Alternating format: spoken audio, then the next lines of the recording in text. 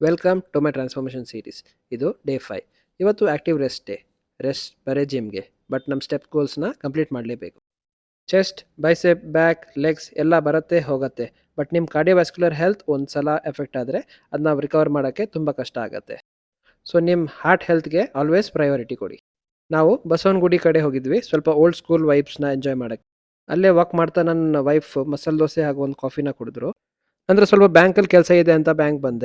ಮನೆಗೆ ಬಂದು ಲಂಚ್ನ ಪ್ರಿಪೇರ್ ಮಾಡಿದೆ. ನಾನು ಚಿಕನ್ನ ಈಸಿಯಾಗಿ, ಹೆಲ್ತಿಯಾಗಿ ಆ್ಯಂಡ್ ಟೇಸ್ಟಿಯಾಗಿ ಮಾಡ್ಕೋತೀನಿ. ನಾನು ಅರೌಂಡ್ 250 ಗ್ರಾಮ್ಸ್ ಆಫ್ ಚಿಕನ್ ತೈ ಬೋನ್ಲೆಸ್ನ ತಗೋತೀನಿ.